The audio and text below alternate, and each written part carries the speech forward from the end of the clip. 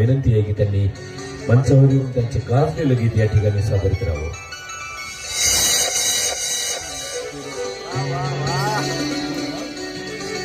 इथे जमलेल्या माझ्या समस्त रसिक मायबाबांना लोकशाहीर गंगाराम बंडोपंत विश्वासचा नमस्कार.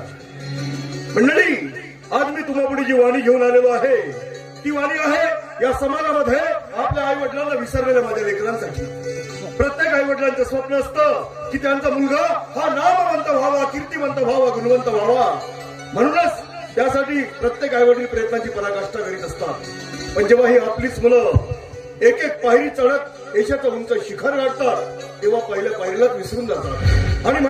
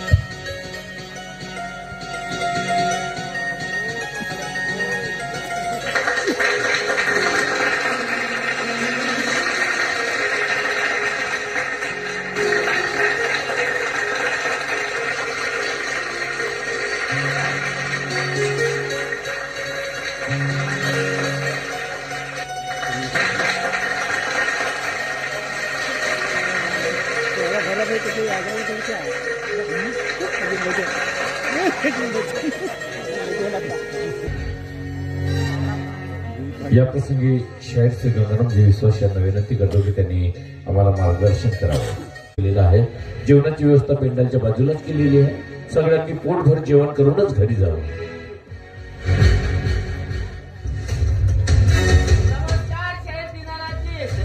सत्कार समारंभाचा कार्यक्रम संपलाय. जेवणाची व्यवस्था केलेली आहे. जेवण करायला चला म्हटलं. तर मला काय इथं तुम्ही जेवण करायला बोलावलात?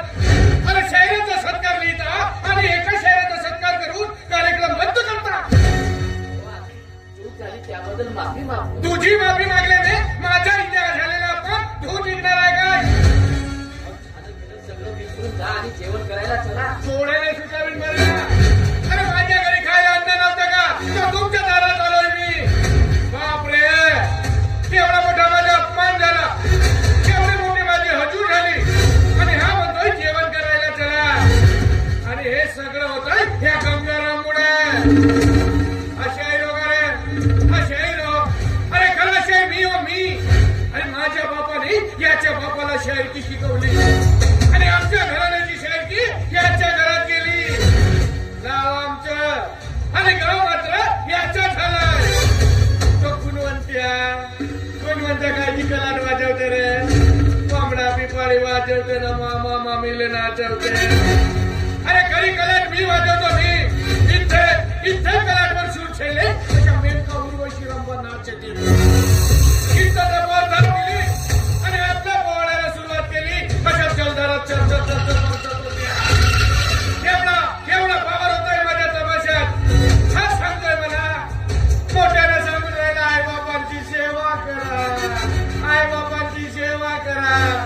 गंगाराम, प्रत्येक मुलाने जर का आपल्या आई बाबांची सेवा केली असती तर हे मोठे मोठे वृद्धाश्रम काढावाच लागले नसते.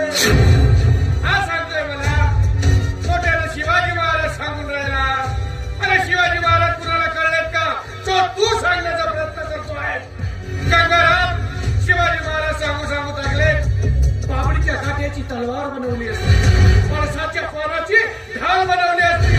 आणि हा माझा मराठी म्हणून एक झाला असता तर महाराष्ट्रात काय अख्ख्या भारतावर मराठी गाजवली असती. कळलं? कुणाच्या डोक्यात घुसलं तर तू घुसवण्याचा प्रयत्न करतोय. आणि मोठ्या आई बाबाच्या सेवेचा मंत्र देऊन राहिलाय ना गंगाराम.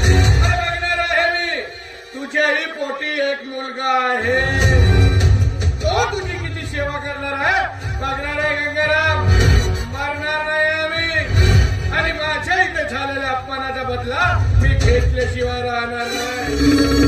गंगाराम, अरे संबळावर जेवढे ठेके पडित नाहीत ना